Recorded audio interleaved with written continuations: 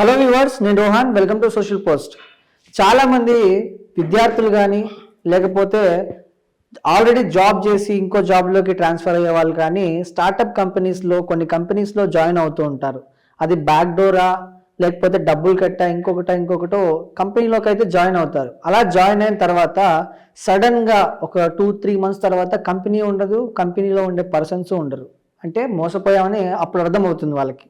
అలాంటి సందర్భాల్లో లీగల్గా వాళ్ళకు ఉండేటువంటి రక్షణ ఏంటి, దీని గురించి ఈరోజు పూర్తిగా తెలుసుకుందాం. ఈరోజు మనతో పాటు ఉన్నారు సుప్రీంకోర్టు అడ్వకేట్ సాయికృష్ణ ఆజాద్ గారు. సార్తో మాట్లాడదాం. నమస్తే ఆజాద్ గారు. నమస్తే బ్రదర్. సో ఇందాక నేను అన్నట్లు రీసెంట్గానే హైదరాబాద్లో ఒక స్టార్టప్ కంపెనీ పెట్టి 400 మంది ఎంప్లాయీస్ మోసపోయారు. అవును. సో అలా మోసపోయిన వాళ్ళకి వీళ్ళే కాకుండా చాలా మంది మోసపోతూ ఉంటారు. అలా మోసపోయిన వాళ్ళకి లీగల్గా ఉండే రెమెడీస్ ఏంటండి? చాలా మంచి ప్రశ్న అండి. నేను కూడా చూశాను. నేను కూడా అలాంటి వాళ్ళు ఉంటే కూడా ఖచ్చితంగా మనము హెల్ప్ చేయాల్సింది. ఎందుకంటే ఒక బడుగు బలహీన జీవులు కానీ అలాగే ఊళ్ళల్లో పని చేసుకొని, అంటే నేను అందరిని అనట్లేదు, ఎక్కువ నాకు తెలిసిన వాళ్ళ గురించి మాట్లాడతాను. మేము కూడా అట్లా వచ్చిన వాళ్ళు. నేను చిన్న పూరి గుడిసెలో పుట్టి పెరిగి వచ్చిన కష్టపడి ఏదో డబ్బు సంపాదించుకుందాం హైదరాబాద్లో వచ్చి ఏదో 10 రూపాయలు సంపాదించుకున్న ఒక ఆశతో పాపం వాళ్ళ తల్లిదండ్రులను అడిగో లేకపోతే ఇంకో చేసో తెలుసో తెలియకో అప్పులు చేసేసి ఒక ఏదైనా అయితే ఐటీ కంపెనీలో డబ్బులు కడతాం. నేను అన్ని కంపెనీలు అన్నాను, ఏదైతే వైండ్ అప్ అవుతున్నాయో ఇట్లా మోసం చేసే కంపెనీ గురించి మనం మాట్లాడుతున్నాం. అదే కదా సబ్జెక్ట్. అవును. సో కొంతమంది కంపెనీస్ వాళ్ళు ఏం చేస్తారండి, ఈ మధ్య ఆకర్షణీయమైన అడ్వర్టైజ్మెంట్లు ఇస్తున్నారు. మీ కంపెనీలో ఇగో 10 లక్షలు కట్టండి, సో జీవితకాలం కూర్చొని మీకు ఈ ఎంప్లాయీస్ ప్రొవైడ్ చేస్తాం, లేదా నెలకి ఎంత ప్రొవైడ్ చేస్తాం అని. కొంతమంది ఏంటంటే మీరు 10 లక్షలు కట్టండి అమెరికా పంపిస్తామని చెప్పి పాపం తెలియని వాళ్ళు దాని మీద అవగాహన లేకుండా దాని అంగు ఆర్పాటాలు వాళ్ళకైతే ట్రైనింగ్ ఇస్తారు. ఇప్పుడు ఈ మధ్యకాలం మనం చూస్తా ఉన్నాం, కొన్ని ప్రాంతాలు ఉన్నాయి. నాకు కూడా 2-3 వచ్చారు చిన్నపిల్లలు. ఆ పిల్లలు వచ్చారు, సార్ ఇట్లా మేము 2 లక్షలు కట్టాం, ఊరు నుంచి వచ్చాం సార్, కూలి పని చేసుకుని, మా అమ్మగారు కూలి పని చేస్తారు, ఆమె ఏదో పని చేసుకుని ఏదో డోకరా మహిళ డబ్బులు ఆమె డబ్బులు తిప్పలు కూడా 2 లక్షలు తీసుకొచ్చి ఇచ్చారు. ఇస్తే ఇలా అయిపోయింది సార్, కంపెనీ వాళ్ళు ఏదో మాకు నేర్పించారు, అవన్నీ నేర్పించింది మీకు ఎంప్లాయ్మెంట్ గ్యారంటీ అన్నారు. సరే అని మేము నమ్మి 6 నెలలు హాస్టల్లో ఉంది డబ్బులు కట్టాం సార్, 2 lakhs కట్టాం. ఆయన కట్టంతో పాటు హాస్టల్లో ఉన్న డబ్బులు, ఇవి హాస్టల్లో ఉన్న డబ్బులు కూడా ఎక్స్పెన్సెస్ ఉంటాయి కదా, ఇవన్నీ ఉన్నాయి సార్. తీరా చూస్తే ఆయన మమ్మల్ని మాతో మొత్తం 400 మంది 500 మంది ముంచేశారని చెప్పేసి వాళ్ళు పాపం అప్రోచ్ అయ్యారు. నేనేమన్నానంటే ఎవరైనా అలాంటి వాళ్ళు ఉంటే మనం ఫ్రీ సర్వీస్ ఇద్దాం. ఫ్రీ సర్వీస్ ఖచ్చితంగా ఇస్తాను. చాలా మంచి గొప్ప ఆలోచన. ఖచ్చితంగా ఇస్తాను. అలాంటి పిల్లలు ఉండాలంటే, ఎందుకంటే అందరం మనం అంతా కుటుంబ సభ్యులమే. అలాంటి వాళ్ళంటే నా దగ్గరకు వస్తే, మన దగ్గరికి అప్రోచ్ అవుతే నేను ఫ్రీ సర్వీస్ ఇస్తాను. నా జేబులో 1 రూపాయి కూడా ఎవరు నా జేబులో వేసుకొని ఇస్తాను. అది మాత్రం మీకు గ్యారంటీ ఇస్తాను.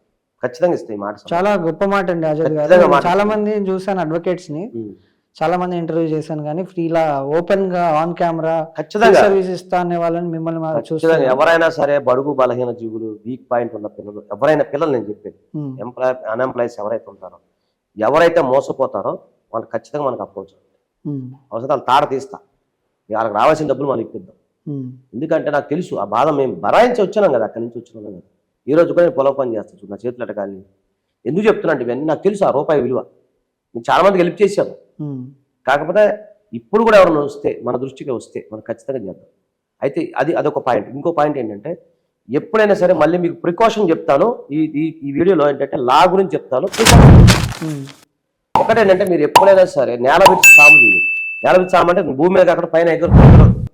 ఎందుకంటే మెయిన్ బెట్టింగ్ యాప్లు అలాగే జరుగుతుంది. మన యొక్క అత్యాశని వాళ్ళు క్యాష్ చేసుకుంటారు ఫస్ట్. ఎగ్జాక్ట్లీ. బెట్టింగ్ యాప్ అంతే కదా, తర్వాత వేరే లోన్ యాప్లు ఉన్నాయి, అవి కూడా అన్ని కూడా ఏంటంటే పిల్లల్ని అట్రాక్ట్ చేస్తుంది, మనుషుల్ని అట్రాక్ట్ చేస్తా. అత్యాశ. అర్ధరాత్రి మీరు నువ్వు కోటీశ్వరుడు అయిపోతావు.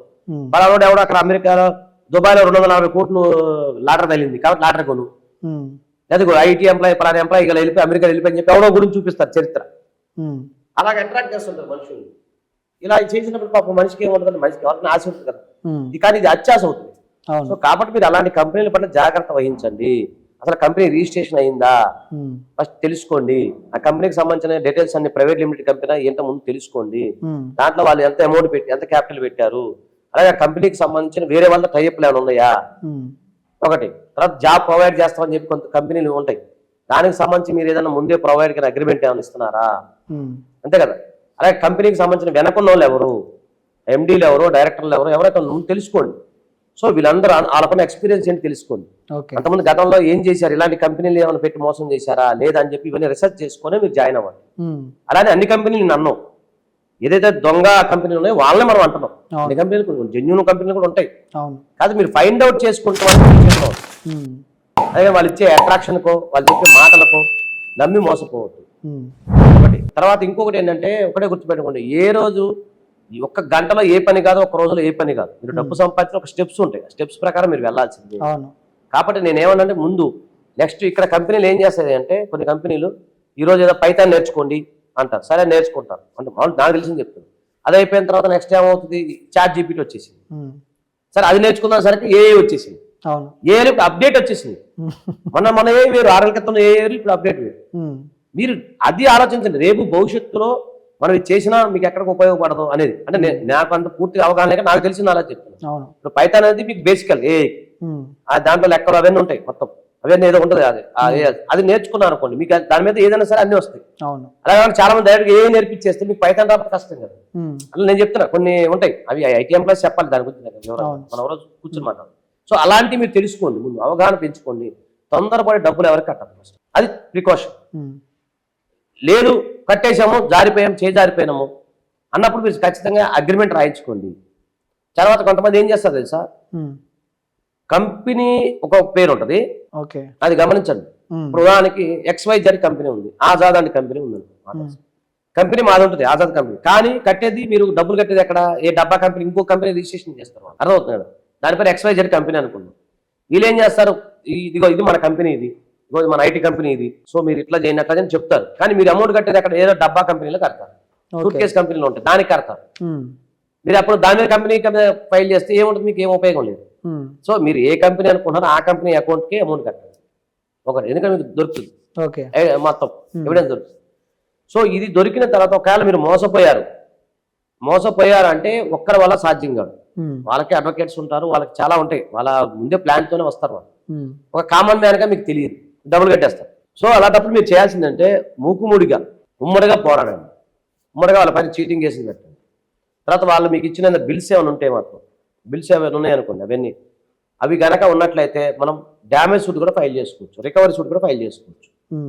అది కాకపోతే ఇవన్నీ కొంచెం లా అంటే కొంచెం లేట్గా, అలా కాకుండా మీరు దగ్గరలోనే ఎమ్మటే మీరు వెంటనే అందరూ మూకుముడిగా ఉండి లేబర్ కమిషన్ లో కూడా కంప్లైంట్ చేయొచ్చు మనం. సో కాకపోతే ఇక్కడ ఎక్కడ ప్రాబ్లం వస్తుందంటే మీరందరూ యూనిట్ గా ఉంటారు. నేనేమంటున్నాను, అడుసు తొక్కనేలా కాలు తొక్కనేలా, బురదలో కాలు పెడతాం ఎందుకు, కడుక్కుంటాం ఎందుకు, అసలు ప్రికాషన్ మీద ఉండమని చెప్తాను. అలా కానప్పుడు నష్టం జరిగింది ఇక మాకు తెలియదు సార్, ఇప్పుడు మీ వీడియో ఎప్పుడు చూసాము. సో మీరు ఏం చేయగలుగుతారు అంటే నేను చెప్పే కదా, మీరు అందరూ వస్తే మనం కూర్చొని మూకుముడికి ఖచ్చితంగా మీ తరపు నేను పోరాడతాను, అది మాత్రం గ్యారంటీ. గ్రేట్ అండి. అసలు చాలా మంది చెప్తూ ఉంటారు కానీ ఇలా మోసపోయిన స్టూడెంట్స్కి అంటే నిరుద్యోగులకు అలాంటి వాళ్ళకి ఫ్రీ సర్వీస్ ఇస్తారనే చాలా పెద్ద మాట ఇది, చాలా గొప్ప వాళ్ళు.